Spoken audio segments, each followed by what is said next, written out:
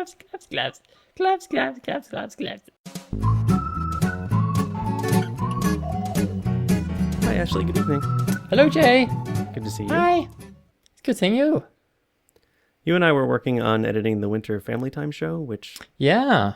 and you mentioned how the phrase "man in a dress," which your mom used, Right. was within the top 3 most hurtful things you can hear. Specifically for a transgender woman. Yeah. Which was Right. interesting to me because I don't think I've ever, I mean, obviously I know what the phrase describes. I've heard Eddie Izzard talk about some idiots calling him out on the street saying, bloke in a dress, bloke in a dress.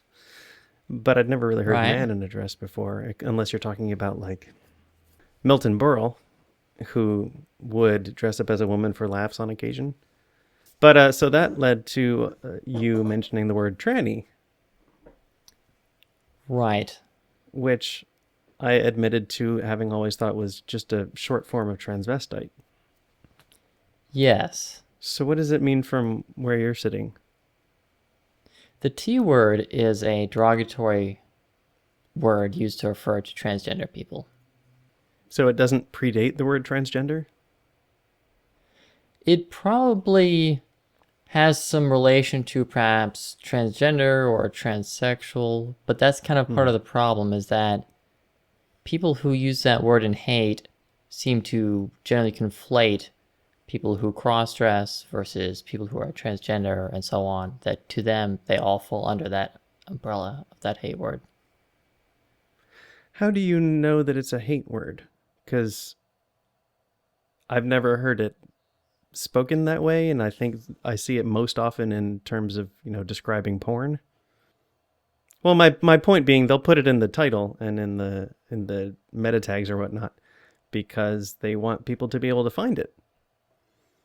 And I don't think that they're expecting hateful people to be looking for it because you don't want to get off to something that you don't like. People who are into transgender porn may not hate those people, but persons who are sex workers in those situations are not being put up on a pedestal. They're not being looked up to. Sure. It's I mean, I'm kind of guessing here, but it seems to be that oftentimes it's something of like look what we have here, or isn't this weird? Do you think it's positioned to be weird in the same way that giantess fantasies are weird, or people sexualizing balloons, or the weirdest one I've come across is women who are driving and their cars get stuck in the mud and they have to pump the pedals a whole lot to try to get out of the mud. And of course, they're wearing skirts and stockings Right, right. to emphasize their distress. The fact that there's transgender related porn, that in and of itself, I don't think I have a problem with. I mean, as long as it's consensual as far as the Yeah, the yeah. actors and so on. Part of the problem with the T word is that, I mean, go ahead. In fact, you can try this now, Jay. If you do a Google image search for the T word, Okay. you will not find multitudes of ordinary transgender people. What do you mean by ordinary? People you'd see on the street. You may need to turn off safe search or whatever. Oh, it's never on. Okay, Uh, yeah, most of these are pornographic. right. So, but the point being, you think it's an, at the very least, exploitative word, if not one that's always meant as an insult. As a transgender person myself, I try to keep up on the news as far as the transgender community. And unfortunately, some of that is abuse, sometimes in terms of assaults or the like. Mm-hmm. And sort of the rule of thumb I go by is that if there were to be a hate crime perpetrated against someone, and if the person's going about that, if they're yelling, "Oh, you fucking blank," Mm-hmm. the word in that blank is probably a slur. Sure, that makes sense. And I'll readily admit I've always known it was a slang word, but I didn't realize people thought of it as an insult. And the fact that you're saying the T word means that it's as bad as the N word, In my mind, which is surprising to me. So when did you find out that the T word was as bad as you feel like it is? somehow I had inferred that from pop culture. I mean, for example, it didn't take me long to figure out that it had connotations with being transgender, but oftentimes,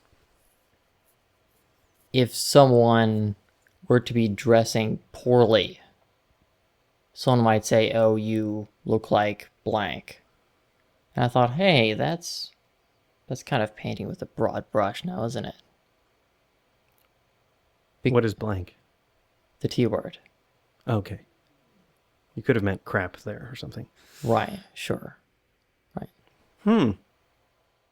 Interesting. Maybe I just never came across that. It could be. Maybe I just know nice people. And that may be the case, but please, if you come across people using that, it may be without the awareness of some of the connotations and so on, but please do tell them not to do so. Yeah. So it's much worse than calling an Asian person Oriental, which I'm already in the habit of correcting people when they say that. I think so. I mean, not being an Asian person myself, it's kind of hard to draw parallels between slurs, but you might. I mean, I think one that is an easy parallel to draw is that it would be like calling an LGBT person the F word. Uh-huh. Not fuck, the other one. Right. Do you need me to say it? FAG? Yeah, fair enough. Right. So it is very much analogous to that. So yeah, when I was talking about this with you, apparently the word transvestite itself is also frowned upon. So this is one of the better references I've come across about for this is from GLAAD, and they have a page in which they talk about various sort of glossary type terms, and they also go over terms that are problematic and terms that are slurs and so on. Mm-hmm. And so they have descriptions of various words. They go over various words like what it means to transition, what transgender means, what SRS means. And they do describe that transvestite is derogatory and that cross-dressing is preferred. Well, cross-dressing is an activity, though. You could say someone who cross-dresses. But could I say a cross-dresser? You'd probably have to ask someone in that situation, but generally speaking, I shy away from describing someone as a noun because that describes someone using that as their sole identity. Okay. So in the same way, I mean, if you were talking about an African American person, you would not talk about that person as a black. And so I would guess that you could say someone who cross-dresses would at least be more inclusive than a, quote, cross-dresser. Okay. So as not to define someone by that sole attribute. Versus a drag queen that's an occupation. Sure, yeah. Okay. By the same token, of course, you'd also not say that someone is a transgender. You could say someone is a transgender person. Okay. Sure, yeah. And so I think the page from GLAAD doesn't go into a lot of specifics as far as, or the etymology of why, quote, transvestite is a term to be avoided. I don't dispute that. I was going to ask you about that. Is it just a history of negative connotation, you think? It could be a history of that, but it could also be that the people who had been using it may conflate it between people who cross-dress and people who are transgender and so on. Oh, okay. Maybe your parents are in that boat. My parents are in the boat of conflating those terms, but they Yeah. don't. Well, they have their heads so far up the sand that they don't really use words at all to describe such Oh. things. Fair enough. Other than that one time where my mom was saying that about how the cross-dressing thing. Mm. I think it was maybe 2 episodes ago where she was saying, "Oh, and we talked over the phone, and you told me that you weren't cross-dressing, but you are." That Right. part, yeah. Yeah. Yeah. I actually had to get up and walk around while I was editing that show because it made me so mad. The more I edit and the more I watch our show, the more annoyed at your parents I get. Well, that makes two of us, Jay. I guess so. Yeah. Yeah. You may notice that in the past many shows I have made an effort to use, for example, the term someone who cross-dresses and so on. Hmm. There may have been Okay. one show where I had used the term transvestite. I'm not certain, but if I did, I apologize for that. Well, we talked about. There was at least one point where I was asking the difference between transvestite, transsexual, and transgender, and you explained that transgender was an umbrella term, and you probably mentioned how at least one of the others was Sure. frowned upon. Yeah, yeah. The first word on this glad page of glossaries is sex, which, to shorten up, says, the organs one is given at birth, Right. that makes sense. But then I'm confused about why sex change is not as preferred as sexual reassignment surgery. It seems like such an innocent phrase, sex change. I'm not an expert on this part. I mean, my guess is that it may be the flippancy of it. That you're not changing your oil. I mean, this is major surgery with anesthesia, with weeks, if not longer, recovery times, all of which under almost every healthcare plan is summarily excluded from coverage. Okay. It's a very significant surgery, and as well, it's not something that people take lightly, nor due to policy are they allowed to on account of prerequisites such as the so-called real-life test. And I never took it lightly. No. I didn't get the impression that people who use that phrase were taking it lightly. Certainly, I've heard it uttered with a sense of curiosity, maybe Right. maybe on occasion a sense of amusement because it involves genitals. Hoo hee hee hee. Right. But given the definition of the first word you read, does it make sense why it's called sexual reassignment surgery and not gender reassignment surgery? Yes. Okay. Yeah. This page was pretty helpful to read, and I'll certainly be putting it in the show notes for this episode. Yeah. And in fact, another term I've recently come across, which may or may not be on this page, of course, I have no qualms with sexual reassignment surgery as a term. I've also recently heard some people describe it as gender affirmation surgery, which Oh, that's nice. I like that, yes. Yeah. Because that helps connote that it's really affirming what's been there all along. It's just kind of putting things in line. And that may be part of the whole issue with, quote, sex change. That really, when undergoing sexual reassignment surgery or gender affirmation surgery, it's a restorative procedure. It's not to the person who is having the procedure. They're not really switching over. They're fixing things. It's not. Yeah. Does that sort of make sense? Oh, I get it. Yeah. Right. Yeah. Talk to me about presenting. As I think while putting together a show description, at least at one point, I originally in the draft had presenting as a woman full-time or maybe presenting as female full-time, and you had suggested maybe just presenting full-time, but obviously you'd have to have some context around that phrase in order for it to make sense. But I wonder which of those you prefer. When you and I were working through the drafts of one of the descriptions for the shows, your original wording for one of the passages was She and Jay discuss searching for a new job after transitioning to full-time womanhood. Okay. And what I suggested and what I think we ended up going with was she and Jay discuss searching for a new job now that Ashley is presenting full-time.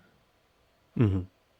So I guess the bit that I was thinking about there was just around the full-time womanhood.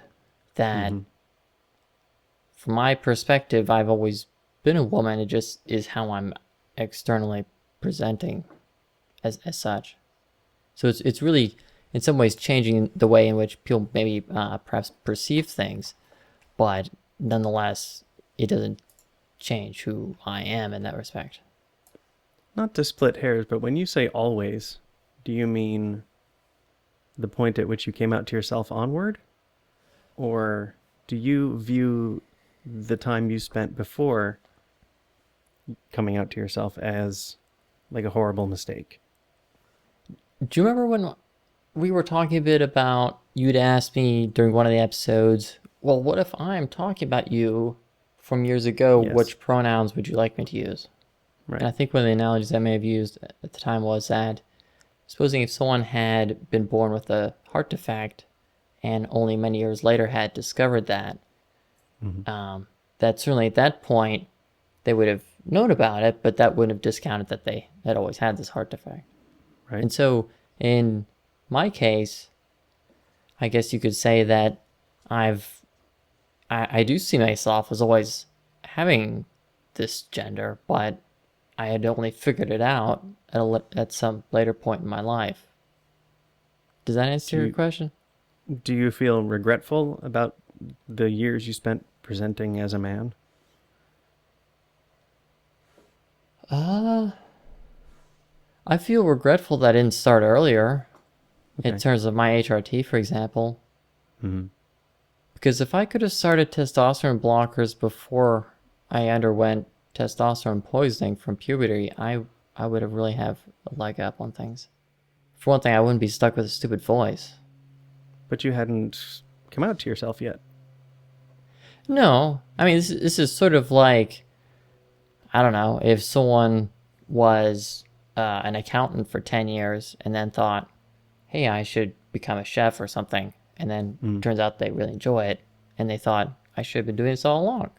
And that's sort of my Okay. case, that I kind of figured it out, but, and I wish Yeah. I had done something about it earlier, but at the same time, there's nothing I could have done about the past, I guess. Does And that? certainly the person who was doing accounting for 10 years wouldn't, feel bad about the friends they made at work and the, I don't know, clients that they helped along the way and Right. Wait, good stuff that they did you're while they losing me on were the analogy there. accountants. How? What's? Who are the friends at work in the context of the transgender analogy? I guess I just want to make sure that you don't feel like the first 30 or so years of your life were all wasted time. Oh, That there were still, some good things that happened and yeah. you don't hate yourself, for example, or you're not like walking around bitter and feel like you'll always be bitter about it for the rest of your life. No, I see it as it's spilled milk is what it is. It's water under the bridge. I mean, Okay. I'm sad that hadn't done something earlier. I mean, it's in some ways I mentioned about how if I could have avoided my first puberty, I could have steered clear of a lot of problems. But you're probably more sad that you didn't figure it out earlier. Yeah, yeah. Okay. Because I mean, in one sense, just pragmatically, I would have been way done with my transition years ago if I had figured out earlier. Hmm. But that's really only part of it. But You still would have needed the magic money tree, though. right, sure. And I think the larger part is just that knowing how happy and content I am now compared to before. And this is the kind of thing where it's like a weight's been lifted off my shoulder these past Hmm. year or two since I've transitioned and so on, that I just never knew was there. And so in that respect, I really, if I could magically have things be different, yeah, maybe Yeah. just because I could have been having I could have been happier those years. Not that I was necessarily unhappy, but just happier. Back to words, if you don't mind. Yeah, sure. Well, I noticed that the GLAD people make a difference between gender identity and gender expression. Gender expression. Right. Does that distinction exist because, they accept the fact that people are in the closet about it? There might be a small problem, but I think it's more so for people who cross-dress. Because for people who cross-dress, their gender identity is that of which they were born with, but their gender expression is not necessarily the same as the one they were born with. Oh, okay. Right. Fair enough. So that's why, in terms of non-discrimination policies and such, it is more inclusive to include both of those phrases. Okay. Right. What about she-male? I'm going to sound dumb again because I always thought that was a synonym for hermaphrodite. Don't use that word either. Well, that's not on the list. Well, this is a transgender fact. It's not a intersex fact. Although intersex might be on there. Intersex is on the list. Yeah. I believe intersex is the preferred term. I was taught the word hermaphrodite in 7th grade science or something like that. I mean, this is just on sort of the edge of my knowledge. So Okay. I'll admit that I'm not certain it's a term to be avoided, but I have more often heard the term intersex within the community. So are those synonyms then? Someone born with both sets of genitals? Or it could be someone who has one set of external genitalia and then internally has Okay. Like additional bits. Huh. Right. So let me read what it says here on the page just for our audience's benefit under intersex. Right. Well, I'll just read the first part. Describing a person whose biological sex is ambiguous. So accepting the fact that there are lots of different variations and permutations that, just like you said, right, make them not clear-cut one way or the other. Right. And I'm guessing that has nothing to do with one's gender identity. Or not necessarily. Right, because you could have transgender intersex people. Do you ever see one of those hospital dramas where they cover the story where parents have a baby and the baby is, I'm guessing the word is intersex. Mm-hmm. Right. And the parents have to decide if they want to do like an early surgery and make it one way or the other. That's kind of heartbreaking to me, I guess. I think it's meant to be. I mean, it's certainly dramatic. Well, it's not just heartbreaking in the sense of the biological actuality, but in the sense of parents predetermining such things on behalf of someone. Especially in the sense of surgeries that may be irreversible. This next bit may seem unconventional, and I don't expect many people to necessarily be on board with it or even for you to, but I mean, if I were to have a child, which I don't plan on doing, but if I did, I would be inclined to use gender neutral language until that child was able to express his or her gender identity. Because really up until that point, you don't know the gender of the baby. You may know the sex of the baby. Isn't there like a 99% chance, though, that they match? Oh, in terms of statistics of how many people are transgender? So certainly you could be wrong, but the odds are on your side that you won't be making a mistake. What if 1% of the population was gay or lesbian? And if there was a rule saying only people who are of opposite sex can marry each other? And they think, oh, that'll cover 99% of the people, so that'll be fine. But when it comes to equality, the number of people who are affected is not really a factor. Or to pick another example, say, there may be 1% of the population in wheelchairs, which is probably a wrong number. That's probably wrong. But hypothetically, if it was 1%, that would still not be a reason to say, oh, you don't need to build ramps for your business. Okay. You understand I'm just playing devil's advocate, right? Yes, yeah. In your hypothetical Ashley has a baby scenario, Right. what would you look for your child to express a gender identity? I mean, what I would probably do is just ask him or her when they were of speaking age and what had the cognitive functions to be able to express and understand that kind of thing. I mean, so that'd be How do you part of it. determine when those cognitive functions are present? See, this is where my child psychology kind of falls short, just since I don't know the intricacies of how the human brain moves forward. But I mean, I don't know, maybe 5 years old or 4 years old. I mean, the point at which someone would be able to say, I'm a boy or I'm a girl or I'm neither, and to understand what those words meant. Yeah, it's the understanding that I'm having trouble quantifying. Right. Do you think it might have anything to do with their interactions with their peers? If the child was someone who had non-normative habits, such as the quote boy who likes to play with Barbies or whatever, I mean that may be some indication of someone who in the future may choose to cross-dress. But Interesting. I'm not sure whether, I don't think environment is something that affects someone's gender status. Yeah, I guess I meant in the way that, they would, I guess if they're 4 or 5, you might take them to preschool or kindergarten and Right. find out that they spend more time brushing each other's hair or something. Right. Yeah. I certainly played with Barbies. My sister is 18 months older than I am, so Right. I certainly enjoyed her toys. I don't know if she ever played with my Transformers or Right. Sectars.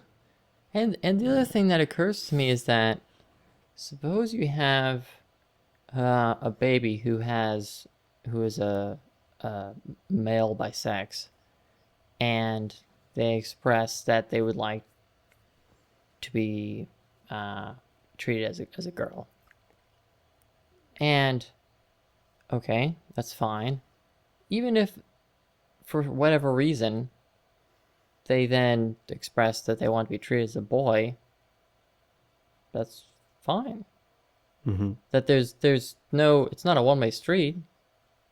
How would you, as a parent, want to convey that to the other people the child interacts with, especially teachers or parents of their friends? Because I could easily imagine them saying, "Oh, it's way too early to know that sort of thing."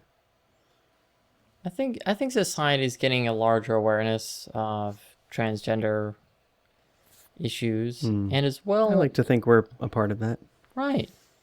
And as well, I think that another factor is that younger children especially don't have as many of these so-called gender cues that older children have. Mm-hmm. For example, for children under 10, no one has boobs. One girl. One girl in 5th grade was pretty busty, but yeah, averages again. And likewise, everyone roughly has the same pitch in their voice. So in that respect, it may not be as much an adjustment as in later years. Okay. So is that something you'd like to see more parents doing? It would be something that I would find very heartwarming, but I don't. Because you've got friends with babies and other young children. Have you encouraged them to follow this path? That's something that I kind of wish people would do, but it's something that most people, even very progressive people, find weird somehow. Mm-hmm. And for me, for someone who finds that intuitive, maybe, I have trouble expressing why it'd be weird, but I know that other people don't seem to want to do that. I mean, part of it right off the bat, before the baby even comes home from the hospital, it's been identified. And I don't think that you can stop the nurse or doctor from marking it on a form, M or F. for their sex, yeah. Yeah. I mean, there was one baby I read about, baby Sky, I believe, where the parents used gender neutral terms for their child, and Like it? I don't know specifically what it I was. should hope not. Yeah, That's but I'm kind of not sure scary. if the parents even told their parents the sex of the baby, Oh, interesting. just so that the child could play with whatever toys they wanted to, and Mm-hmm. there would be no repercussions or what have you. Mm-hmm. This may be neither here nor there, but even in terms of um, the way children are kind of just brought up, that even if you don't treat them as purely gender neutral, I think there are ways of kind of showing them that you can take a little from column A, a little from column B, as it were. Mm-hmm. So Jay, I've been thinking some more about whenabouts I may change my name and stuff. Okay. So, You mean legally with getting a judge to sign off and whatnot? right. Okay. I mean, and to be sure, the name change itself is actually among the easier things I will have to do. Okay. Because it's largely a matter of filling out a form, you pay a fine, not a fine, a fee. So, indeed, the name change is relatively straightforward as far as paperwork goes. Okay. Right. So I've been thinking more about the name change and so on, and I had been thinking, well, maybe I'll do that in the next year. Mm-hmm. And this was just sort of a gut feeling of mine, I guess. Okay. And part of it being just that a year seemed like just a good feeling to me.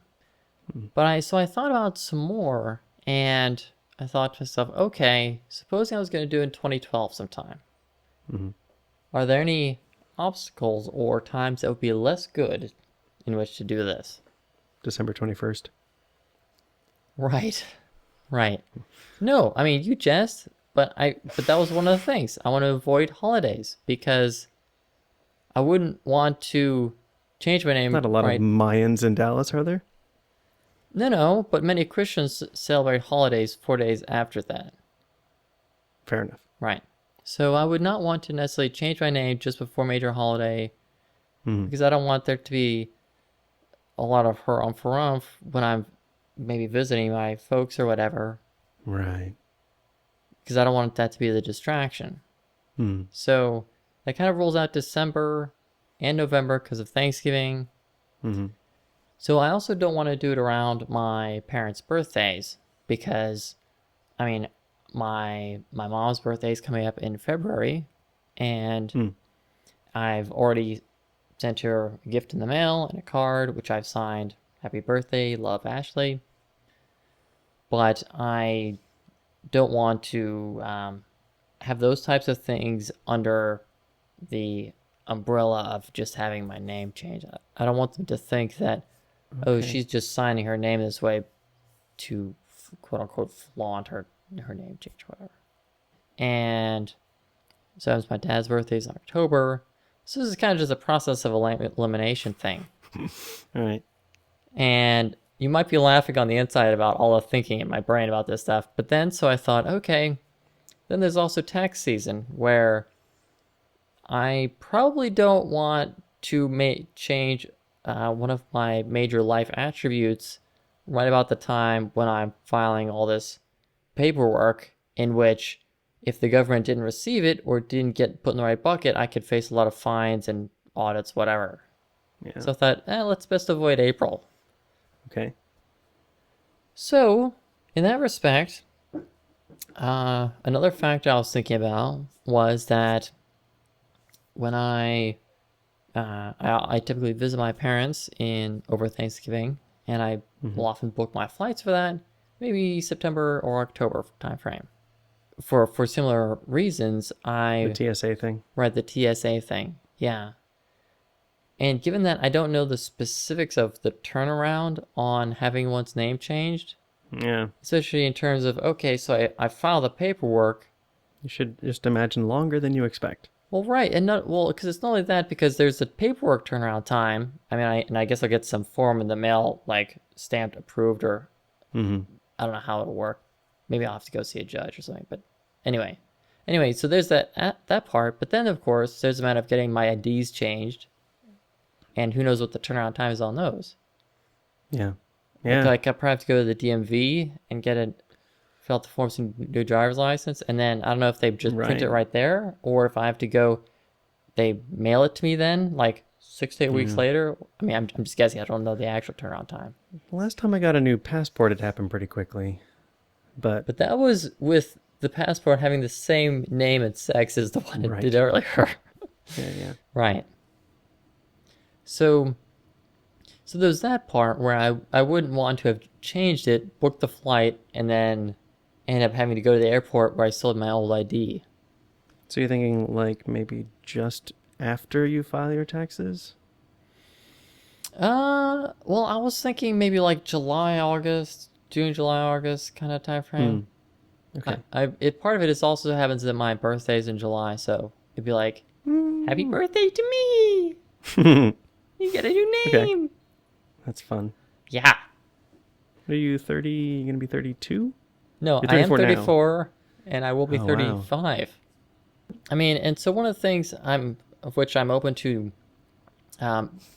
feedback from the audience is just in terms of maybe there's some people in the audience who've had their names changed, even if they kept the same gender marker or whatever, or maybe they know someone who's done that. So I'm just kind of curious around what are there any pitfalls I should be aware of, Sure. or if there are any other for instance, what the turnaround time is. Yeah. So Some of it might be state specific, but I'm sure right, all information is helpful at this point. yeah. Great. Okay. So Well, would you like to teach me something ladylike? I can We have do a that. couple minutes left. Yeah. Okay. Good. So I have two jobbies. Is it eyeshadow? No. Is it lipstick? No. Is it a... Okay, what is it? Oh, look! You've got pink nails. I know. Nice. Do you know for whom I painted these nails? For you, Jay, because Aw. you were teasing me on Twitter the other day about how I never had pink nails. I don't know if I was teasing. I was maybe teasing. Those look really nice. Well, thank you so much. So if you're curious, I just figure it's a law of averages / process of elimination thing because you go shopping for nail polish and right? what 80% of it's got to be either red or pink, but you always manage to find the one that isn't. No, I mean, you'd be surprised. There are, I mean, Yes. if you've been Well, to, there's some black in there, maybe some silver. you'd be surprised how many shades of black there are. And I'm only halfway joking. 256. Well, if you're using an RGB system, but yeah. So if you go to like Ulta or other beauty stores, I mean, you'll find some red and pink, but there's Well, to be honest, the only time I see nail polish is when I'm in Walgreens or CVS, so their selection is limited. maybe, yeah. But anyway, I would say there's probably equal numbers of shades of red as there are shades of blue or purple or pink or even Okay. browns and blacks. There's a wide variety. And for me personally, I don't have as many shades of those. Hmm. So the name of this color, Yeah. do you want to guess what it's called? Well, who's it from? Is this okay? So this is going to test your nail polish foo. I have shown you. So nail polish bottles are You're asking me to guess on the shape of the bottle? yes, but wait. Wait. So nail Alright. polish bottles are unique in terms of. I'm just giving you these are little clues here, but the shape of the cap, the color of the cap, the shape of the bottle. Oh. So this is a white cap. This is for people in the audio version. It's a white cap, and the base is of course glass with rectangular sides. So I'm just gonna go ahead and guess Essie. yes! Oh my goodness! I see. Way to go, subconscious. I didn't know. This is called strawberry shortcake. All right. Right. So I think I may have had pink on another show, an earlier one that was I think pink diamond. And if for people who were curious about this one, is more of an intense pink. The other one is more of a milky-ish pink, but they're both sort of Okay. frosty and glossy and such. Yeah. Okay, so the first one is this is not a product per se. This is more of a life hack that may help when you're applying nail polish. Super. So you remember these guys? Orange stick. Yes, that is correct. Yeah. Yeah. So of course you can use this for if you overpaint onto your cuticles, you can wipe and take care of that. Of course, one tough part is that so say you're doing that and you set this down on your table or wherever you're painting your nails. It can be kind of hard to pick this up if say you've already painted these nails. How do you pick this up without smudging them? Yeah. So what I will often do is I will usually have, say, 2 tissues that I'll place on top of my table that I'll use for wiping the orange stick. But then, so let's pretend that this book is my table. Okay. Yeah. So I've got the orange stick. What I'll do is I'll actually have, this is the lid to my Vaseline. So if I set that down, and I can just balance it like this on a sort of fulcrum thing. Okay. Like a spoon holder on the stove. It's exactly like that. It is exactly like that. It so happens that this is like, I don't know, 99 cents or something because it's whatever. And really, it doesn't have to be a Vaseline lid. It can be nearly any lid. But it's just enough that way you can just set it down like this. And it's very easy to pick up your orange sticks this way. Okay. So typically, would it be especially helpful if it was something with a basin that the orange stick could drip into? Do orange sticks get drippy? No, I mean, so what I'll often have is, say this is my table. I'll typically set down 2 tissues, one on top of the other, just to try to look to thickness. And on top of that, I'll put the lid, and then I'll have my orange stick, which doesn't normally roll away, but I'm just not very good at balancing. So if I do a little, wipe, and then what I'll do is I'll just wipe it off onto the tissue so that it's clean again, and then I'll just set it down. And not dripping. Okay, great. Well, it's clean and not drippy, but also so that when I'm next trying to wipe away polish from, say, my cuticles or what have you, that it's not putting polish back onto it that was just on here. Okay, that makes sense. That's just sort of my little life hack there.